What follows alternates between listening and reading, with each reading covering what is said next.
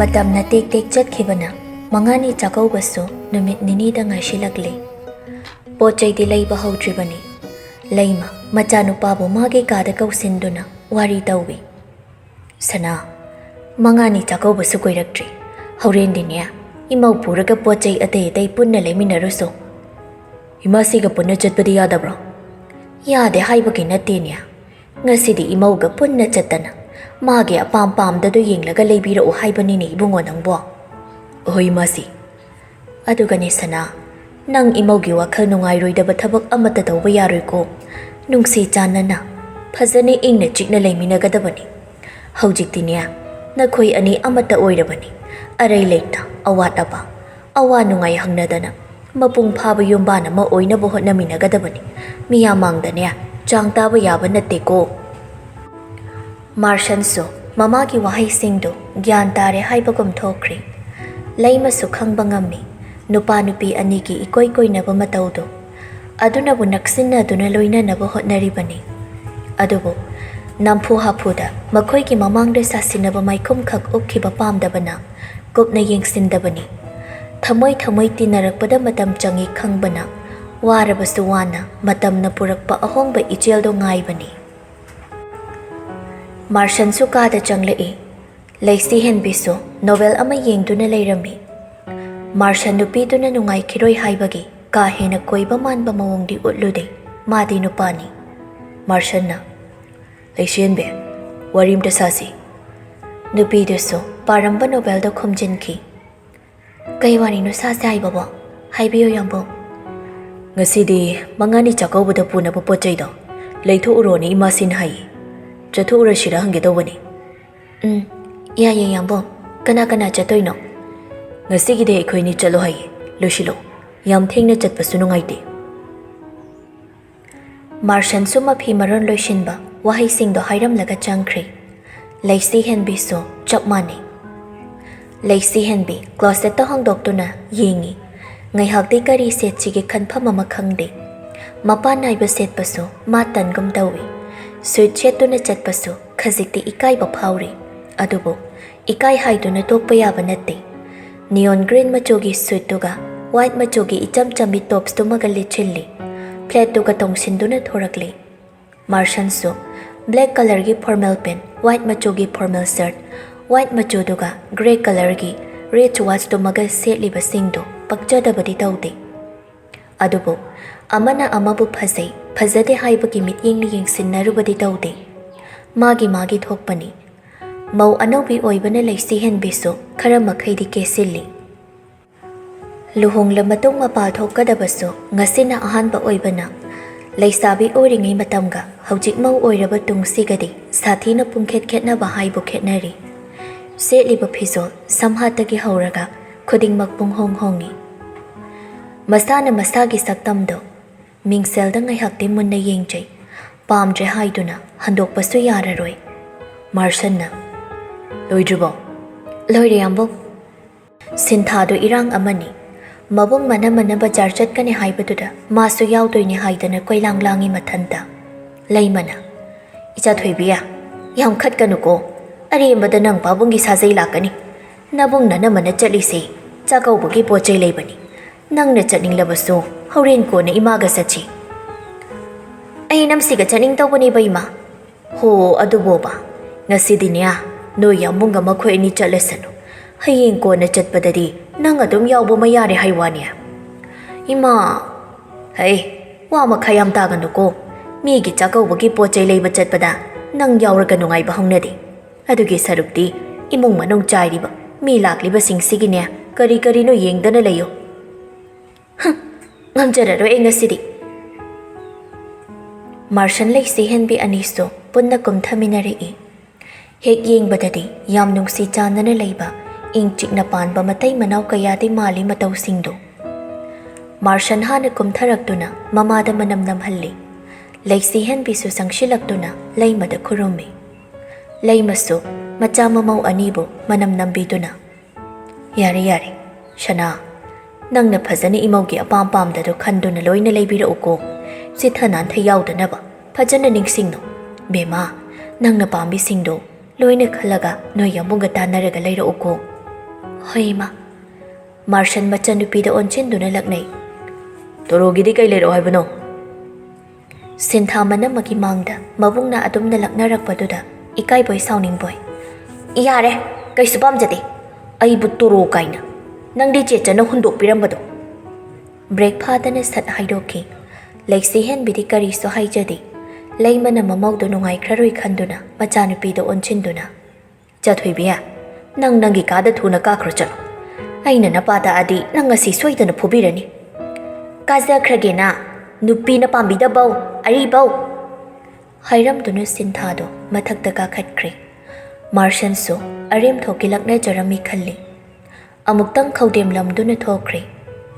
ꯂꯩꯁꯤ ꯍꯦꯟꯕꯤꯁꯨ ꯇꯞꯂꯤ ꯇꯞꯂꯤ ꯏꯅꯔꯛꯏ ꯒꯦꯠꯇꯣ ꯃꯥꯔꯁꯟꯅ ꯍꯥꯡꯗꯣꯛꯇꯨꯅ ꯂꯩꯔꯝꯃꯤ ꯑꯗꯨꯒ ꯒꯦꯔꯦꯖꯇ ꯆꯪꯗꯨꯅ ꯊꯧꯗꯣꯔꯛꯏ ꯂꯩꯁꯤ ꯍꯦꯟꯕꯤꯁꯨ ꯒꯥꯔꯤꯗꯨꯅ ꯁꯨꯃꯥꯡꯗ ꯈꯥꯝꯕꯒ ꯃꯅꯤꯡꯒꯤ ꯊꯣꯡꯗꯣ ꯍꯥꯡꯅꯕ ꯇꯧꯏ ꯃꯥꯔꯁꯟꯁꯨ ꯀꯩꯁꯨ ꯍꯥꯏꯗꯦ ꯂꯩꯁꯤ ꯍꯦꯟꯕꯤꯁꯨ ꯃꯅꯤꯡꯗ ꯀꯥꯗꯨꯅ ꯐꯝꯃꯤ ꯑꯣꯟꯊꯣꯛꯄꯒꯤ ꯃꯇꯩ ꯃꯅꯥꯎ ꯍꯥꯏꯕꯗꯨꯅꯤ ꯁꯤꯟꯊꯥꯗꯣ ꯃꯕꯨꯡ ꯃꯅꯝꯃꯅ ꯒꯥꯔꯤ ꯊꯧꯈ꯭ꯔꯦ ꯈꯪꯕꯒ ꯂꯣꯌꯥꯗ ꯐꯣꯟ ꯇꯧꯏ ꯂꯣꯌꯥꯁꯨ ꯅꯨꯄꯤꯗꯨꯒꯤ ꯃꯄꯥꯎ ꯉꯥꯏꯔꯝꯕꯒꯨꯝ ꯁꯠ ꯑꯗꯨꯝ ꯄꯥꯏꯈꯠꯂꯦ ꯍꯜꯂꯣ ꯇꯥꯃꯣꯆꯥ ꯍꯧꯅꯦ ꯑꯩꯈꯣꯏ ꯌꯥꯝꯕꯨꯡꯒ ꯏꯅꯝꯁꯤꯒꯗ ꯕꯖꯥꯔ ꯆꯠꯈꯤꯌꯦ ꯏꯃꯥꯅ ꯆꯥꯛꯀꯧꯕꯒꯤ ꯄꯣꯠ ꯆꯩ ꯂꯩꯕꯅꯦ ꯍꯥꯏ ꯑꯗꯨꯒ ꯅꯪꯅ ꯄꯤꯔꯤꯗꯨꯅ ꯀꯩꯒꯤ ꯑꯩꯅ ꯂꯥꯛꯀꯦ ꯍꯥꯏꯕꯅꯦ ꯃꯣꯏꯅ ꯌꯥꯗ꯭ꯔꯤꯕ ꯏ ꯀꯔꯤꯅꯣ ꯃꯤ ꯃꯁꯤꯕꯣ ꯍꯣ ꯑꯩꯒꯤ ꯁꯅꯥ ꯇꯥꯃꯣꯆꯥꯒꯤ ꯁꯅꯥ ꯊꯣꯏꯕꯤ ꯃꯤ ꯃꯇꯩ ꯃꯅꯥꯎ ꯃꯉꯥꯅꯤ ꯆꯥꯛꯀꯧꯕꯒꯤ ꯄꯣꯠ ꯆꯩ ꯂꯩꯕ ꯆꯠꯄꯗꯨꯗ ꯅꯪꯕꯨ ꯑꯉꯥꯡꯗꯧꯅ ꯏꯟꯅꯒꯦ ꯍꯥꯏꯗꯨꯕꯨ ꯅꯪꯁꯨꯅꯦ ꯑꯗꯨꯃꯥꯏ ꯆꯠꯅꯤꯡꯂꯒꯅ ꯏꯕꯥꯅꯤ ꯂꯨꯍꯣꯡꯂꯁꯤ ꯑꯗꯨ ꯑꯣꯏꯔꯗꯤ ꯏꯕꯥꯅꯤꯁꯨ ꯆꯠꯂꯦꯗꯅ ꯇꯥꯅꯤꯡꯗꯦꯀꯣ ꯇꯥꯃꯣꯆꯥꯅ ꯌꯥꯝꯕꯨꯡꯅ ꯁꯥꯎꯖꯅꯤ ꯏꯁ ꯉꯁꯤ ꯅꯠꯇ꯭ꯔꯁꯨ ꯅꯣꯡꯃꯗꯤ ꯊꯨꯡꯅꯗꯣꯏ ꯑꯗꯨꯝ ꯂꯩꯔꯕ ꯅꯠꯇ꯭ꯔꯣ ꯑꯗꯨꯏꯁꯨ ꯍꯥꯏꯔꯗꯤ ꯃꯔꯩ ꯂꯣꯏꯔꯦ ꯅꯪꯅ ꯉꯝꯗ꯭ꯔꯗꯤ ꯌꯥꯗꯕꯩ ꯇꯥꯏꯞꯇ ꯑꯗꯣ ꯑꯩ ꯀꯣꯏꯕ ꯄꯨꯕꯤꯅꯤ ꯍꯥꯏꯔꯒ ꯁꯨꯛꯄꯨ ꯄꯨꯗꯦ ꯅꯪ ꯃꯥꯗꯣ ꯍꯥꯏꯒꯅꯣꯃꯤ ꯁꯅꯥꯊꯣꯏꯕꯤ ꯅꯪꯕꯣ ꯑꯩꯅ ꯄꯨꯅꯤ ꯍꯥꯏꯗꯤꯅꯦ ꯁꯣꯏꯗꯅ ꯄꯨꯗꯣꯏꯅꯤ ꯂꯨꯍꯣꯡꯕꯩ ꯀꯩꯒꯤ ꯃꯔꯥꯡ ꯃꯔꯛꯇꯨꯗ ꯌꯥꯈꯤꯗꯕꯩꯅꯤꯅꯦ ꯅꯪꯕꯣ ꯆꯥꯛꯀꯧꯕ ꯂꯣꯏꯈꯤꯕꯒ ꯁꯣꯏꯗꯅ ꯆꯠꯁꯦꯕ ꯑꯁꯦꯡꯕꯩꯁꯨ ꯄꯨꯕꯤꯌꯨꯀꯣ ꯄꯨꯗ꯭ꯔꯗꯤꯀꯣ ꯑꯗꯣ ꯀꯩꯗꯧꯉꯩꯅꯣꯕ ꯅꯪꯅ ꯁꯤꯗ ꯂꯥꯛꯇꯣꯏꯁꯦ ꯌꯥꯝ ꯋꯥꯠꯂꯤꯗ ꯑꯗꯨꯗꯤ ꯑꯩ ꯏꯅꯝꯁꯤꯒ ꯌꯥꯝꯕꯨꯡꯒꯗ ꯀꯦꯗꯣꯏ ꯌꯥꯝ ꯋꯥꯠꯂꯤ ꯃꯣꯏꯗ ꯀꯦꯗ꯭ꯔꯁꯨ ꯏꯅꯥꯛꯇ ꯂꯩꯔꯒ ꯅꯅꯤꯡꯇꯝꯅ ꯀꯦꯕꯤꯔꯣ ꯂꯥꯛꯑꯣ ꯁꯅꯥ ꯏꯕꯦꯝꯃ ꯂꯣꯌꯥꯅꯁꯨ ꯁꯤꯟꯊꯥꯁꯤ ꯌꯥꯝ ꯀꯥ ꯍꯦꯟꯅ ꯂꯨꯅ ꯇꯧꯖꯕꯅꯤ ꯑꯉꯥꯡꯒ ꯑꯣꯏꯕꯒ ꯄꯤꯛꯂꯤꯉꯩ ꯃꯇꯝꯗꯒꯤ ꯄꯨꯛꯆꯦꯜ ꯈꯪꯂꯛꯄꯒ ꯅꯨꯡꯁꯤ ꯅꯨꯡꯉꯣꯟꯒꯤ ꯂꯝꯕꯤꯁꯤꯗ ꯈꯣꯡꯗꯥꯔꯛꯄ ꯃꯤꯀꯨꯞꯇꯅ ꯍꯦꯟꯈ꯭ꯔꯦ ꯅꯨꯄꯤꯁꯤꯕꯨ ꯊꯃꯣꯏꯅ ꯅꯛꯁꯤꯟꯖꯕ ꯁꯤꯟꯊꯥꯁꯨ ꯑꯃꯨꯛꯅ ꯄꯤꯛꯇ ꯄꯤꯛꯂꯤꯕ ꯑꯉꯥꯡꯅ ꯃꯕꯨꯡꯗ ꯅꯤꯡꯉꯥꯏ ꯇꯧꯕꯒꯨꯝ ꯑꯃꯨꯛꯅ ꯅꯨꯡꯁꯤꯅꯕ ꯃꯤꯁꯛ ꯑꯃꯗ ꯑꯣꯏꯅꯕꯒꯨꯝ ꯇꯧꯖꯕꯅꯤ ꯃꯈꯥꯗꯅ ꯅꯤꯡꯊꯦꯝ ꯂꯩꯃꯗꯣ ꯋꯥꯔꯤ ꯇꯧꯔꯤ ꯅꯤꯡꯊꯦꯝꯅ ꯅꯆꯥꯒ ꯅꯃꯧꯒꯁꯤꯅ ꯀꯔꯝ ꯊꯣꯛꯀꯗꯣꯏꯅꯣ ꯈꯪꯗ꯭ꯔꯦ ꯇꯧꯔꯤꯁꯦ ꯅꯣꯡꯃꯇ ꯍꯔꯥꯎ ꯀꯧꯅꯕꯁꯨ ꯎꯗꯦ ꯑꯩꯈꯣꯏꯅ ꯈꯔ ꯐꯒꯗ꯭ꯔꯅ ꯁꯤꯜꯂꯨꯕꯁꯤꯅ ꯍꯦꯟꯅ ꯐꯠꯇ꯭ꯔꯕꯔ ꯈꯪꯗꯦ ꯁꯝꯈ꯭ꯌꯥ ꯀꯥꯟꯅꯗꯕꯗ ꯀꯣꯛꯁꯨ ꯄꯪꯁꯥꯗ ꯁꯥꯖꯤꯟꯕꯤꯅꯨꯗ ꯊꯣꯛꯑꯕ ꯑꯃ ꯂꯥꯛꯆꯁꯅꯨ ꯃꯣꯏ ꯑꯅꯤꯁꯨ ꯈꯪꯅ ꯆꯥꯟꯅꯗꯅ ꯂꯨꯍꯣꯡ ꯀꯩꯍꯣꯡꯂꯛꯄ ꯅꯠꯇꯕꯅꯤꯅ ꯈꯔꯗꯤ ꯈꯃꯨꯛ ꯇꯧꯕ ꯇꯥꯕꯅꯤꯅꯦ ꯑꯗꯨꯝ ꯇꯞꯅ ꯅꯛꯁꯤꯟꯖꯔꯛꯀꯅꯤꯗ ꯊꯣꯏꯅ ꯈꯟꯖꯤꯟꯕꯤꯔꯨꯅꯨ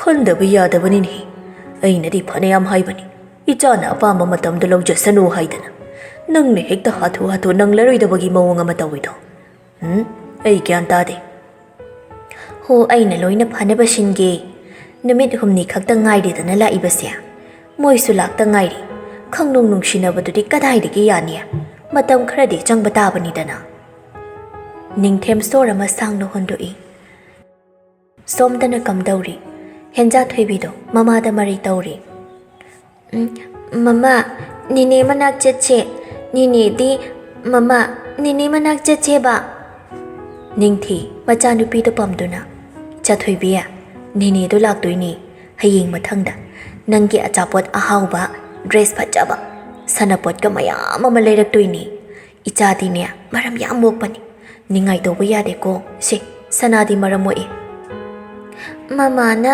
ꯅꯤꯅꯦ ꯂꯥꯛꯀꯅꯤ ꯍꯥꯏꯔꯒ ꯁꯨꯡꯂꯥꯛꯇꯤ ꯍꯦꯛ ꯂꯥꯛꯇꯦ ꯑꯩ ꯅꯤꯅꯦ ꯄꯥꯝꯃꯦ ꯃꯃꯥ ꯅꯤꯡꯊꯤ ꯃꯆꯥꯅꯨꯄꯤꯗꯣ ꯄꯝꯗꯨꯅ ꯊꯦꯝꯅꯕ ꯂꯥꯛꯅꯩ ꯋꯥꯡꯂꯦꯝꯕꯁꯨ ꯊꯕꯛ ꯆꯠꯊꯣꯛꯂꯨꯕꯗ ꯍꯟꯖꯤꯜꯂꯛꯄꯅꯤ ꯃꯆꯥꯅ ꯅꯤꯡꯉꯥꯏ ꯇꯧꯕꯗꯨꯗ ꯅꯤꯡꯊꯤꯗꯒꯤ ꯂꯧꯗꯨꯅ ꯄꯝꯃꯤ Ichada mamana kari haibagino. Ichana kapisimo. Si, kapkanusi. Icha warani. Papa, nine kaubiyo. Nine do, nangi dress pajaba. Barbie masamga mayam sangbido. Aduga achapot kane. Ichagi laiba chatkhiba. Hayengki hek next laktoini. Kapayade ko. Mari tawradine. Nine la oidoini. Angang to makut ani tawduna. Law haina kauri. Matawduda Wanglemba sumathwai nungaibadi watli. Adubo, machadudi sum kaphanduna thamba yadaba maramna. Haima, icha thoibigi gari dudi kadai chatkre. Do thaushira. Icha thoibi do thaushira. No. Adudine, mama ga ikoi ahum mugi yengba chalushira ichasana. Angang do yadi ningai tawduna lei. Wanglemba na. Nine do, handak lakpadagine sukchat chalhalarushi.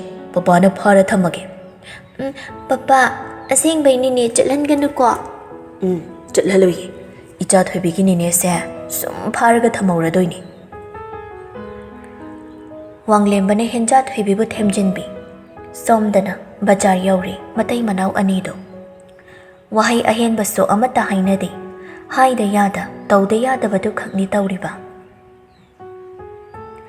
Laisihen bina semdo khalingai Martian gi phone da sukola malaksilli. Nupada wangang de highway wani. Nupidu gi nakta dinak na lepto ni yengshin bibani. Senari ni haisira loina bi oiriba wakhal dana Lamlanbi ni warep libidobo. Lakliba phone do kanagi no yengbani. Oiram liba misak do da bit irai laita silent hamjenduna phone do pocket a hapchilli. Laishen be. Nupidu nupa mangonda yenglaktuna. Kay hay kayang buwang. Aday kay layda wakine. Ayang bade shidagi loina lawbada surani. Peket ke chapot karaga sanapot ka lawhisira. Nang shida yapamba kaydo. Punna haigro. Aduga awat padu sulay rurasi. Hoyang buwang. Laisihen bidi. Nupama ki wakal na kari kanba. Kari pawba kanjiludi. Kanjin basto pamdi. Lanchen bido. Nupama bu nahandagi koisen chenarakpani. Ngasiso, mamana bina nupado bajar chatkre pau tabada, langtak na ba amada, kaurang behen manbana, tawpam ama khangda, tungge haibado kanjiluda lakpani. Manakta Lamlanbi amana, Martian gi manakta loina bini haitu na leplibado ubada ni hinkri, mikupsida, masagi maral amadi, nupasi luhong labani, hana magi maning makatam bado yararoi haiba kantaba natte. Prap sangshilagtuna, kantaba tawda, Martian gi makutto tapairui. Khanghawdana oirakpa matawda, ani do nupiduda khangyeng nari. Mikup kharagi wani, Martian nupi mana pairakpa makutto, lauthokduna, tapna inthoi. Hine, aikoi ni laurising sigi paisa kya tarage. Lising mariga chamanga tari bungo, atay kari haplakhoge. Yare ni hujikidi, amuk changlaga awada payeng lagi. Martian pochai singdo thangduna, gari da hapchin bahauki. Munna yengi matawdo, laisihen bidi, gari no tauri basi khan banatana, jinba lana, gari gino, nang bukanano, gari marilay na duna, ay ke oira bamagi kudang butaray na samlari bano, haiba wahang sinachingba amata hanglakte. Martian pochai do thang baloira bada, laisihen bigi kudang do tapay do na chingki. Ikay khangda, nipido sutana duna. Yambo, Martian onthoraktuna. Nang na matang mathong maramasu yam khangdishigagino. Aigi punchida gari manghan takhandoba, aingonda waba pido walige. Nang sibu karamanu pino. Nang gina sadu de kai bahai base. Machet amata pagtrisibu karam to wajano. Tha ama nang udana. Nanga pau phaunadana. Nang gina wana pau amatte hekdadana leibado. Aya wayamok. Nang na Lamlanbi kanagi ngaksam do kundo hukhiba. Aigi imangda Lamlanbi magi kudang taray na samkibada. Ay kalagpa phawgano yadi. Thamoy da phawri basingse. Sandok na daakto na awaba se tamtok paso ay di haite. Martian khumde. Nupi magi wahay singdo ki paukhum pining basu oide. Adok machin thi basazato mayam hina kidre. Lanchen bi makatari e. Namit humni se. Ay yang wana khang bani yambo. Yambo nga muktang ting na duna karamba matam thamoy ki oiba warol se. Tamtok kani khan badasto Mikup ama pathaba phangkidabani. Ngasi mafam sida yambong leire tabada afabada chatnaba thidana thamoy da leiribo omjaknaba se Khardah ओइरबसु हंथरबदि खना लाकपनि यंबोंगना लमलानबी अमगा नकना लोइनबो उबसे ऐ खांबे याम वाइये मार्शन मतिन कुट योचिल्ली हाइरकपा वाहै खुदिंगना थमोइदा तिंखंगना थिनबगुम चैना फाउदबा नत्ते अदुबा हौजिक्ति नुपी मागी थमोइबु थेमजिन्नबा सिंथरकपा पिरांगबु तैथोकदबा मिकपसिंगदो तसेंगना हेनख्रे नुंगसीबा नुंगसीदबना नाकल अमरोमदा थमख्रगा मिया मांगदा ओइरकलिबा तौरकलिबा मतौदुदा मनाक्ता लेप्तुना लैरिबि नुपीदुना खलमगदबा वखलदो उसिलकपदा हन्ना यिंगलमदा खोंग थांखिनबा तौwi नुपी मागी खुदांग चिंगदुना लंजेनबिना यंबो मार्शन पिंगलाउख्रे यारनी हाइना हंजिन हंजिन उलकपा मतौदा सत ओंचिलक्तुना can नंग पामिसे हा ऐसे लंबी सिदा नंगुंबा इकाई खंगदबि पंग्या याबा मियोइना उब्रा से लंबी सरोमनी नंगी लीला ड्रामा सानफमदु नति मिया मांगने हाइबगी इकाइबा खजिकता फोपोक्तबा नंगसिबु करम्बा मखलगी नुपीनो नमाइदो अदु यौना इकाइबा खंगदब्रो नंगसे ऐगी नाक्ता नकना लेपलिबि ऐमकना मागी खुदांगबु चेतना पाइरिबिसिदा लमलानबि हाइबदि कैनो थाजदबा मियेंग अमा येंगलई नुपा मागी मफमदा मार्शन लैसिहेनबिगी खुदांगदु थांगतुना पाइरिबा खुदांगसे पुंचिगिनी ngasiगी natti hayingi natti mikupsigi khak natti punchigi ni khanglabra punchigi aigi ngaksamda kundo paring hubtuna miyamna sakhi oi aigi ni haina lingda na laklabi thamoi shigi na leimarimbi thamoi ge singba mapuni hanigi thodok amata ai handuna ningsingba pamde ningsingde hojikti aigi punchi se magi oikri ifamda lamlanbi di manati ikai khangdabi nangni aigi punchigi tinghang oigi khangado sumhenjilaklaba युसिलक्लबा हंदोक्तुना मचोई ताने इखोंगसिना नै खाइबा ngamba मार्शन हाइबसा नंगी न Coke मचादुना खंजिलो यंबो नसाना कौरकलिबा मिंगौदुगी मगुन फावबा ngakpa ngamdabi nangna नचिन्दुना कौरिदु इकाइद्रो मिंगौदु कौबगे अयाबपु अइना नफमदा पिखिब्रा सिंथरे इपिरांगदो थिंगबा Lakpa ngamhaude नहान मखैगी मिकुपसिंगदो ओइरमलबा तैथोकलमगनी नुपी मागी पिरांगसो पामुजना अदबु ngasidi nupi magi awa nungaibagi maram amata oiningdabata nattana nupi magi awaba mikuptasu saruk yaningba poktre hongkhre sathina kanchinkre thamoisu nangi tatki pirangduna nungum kankhriba thamoise nouthahanba ngamgadaba nati lanjembe miyoiba khudingmak batang matamgi matung inna awanba ohongba haibase adumak lakpani nangni hingliba punchiduda पेंथोकपा ngamlaba matamda khak wakhagi santi phangani pakhang leisabi oiringi punglang langbaduna makhalamani hojikte aisu anoba punchi lambi ma horabani nangsu nangi oiba tongan ba punchi ma leijaribaduni aina ngasi asumna onchinduna miyamangda aina nangwanda wa haribase adaigi nati konna thangda nangna maram oiraga kaitharakadaba aigi yumbaldo mangjongna no ubaki ma yauringi nangi pakhum pirambani वाहै सिखा घायरमदुना नुपी मागी खुदांगदो चिंगदुना चटख्री येंगलमदे हन्ना तैथोकलमदे पिरांगसो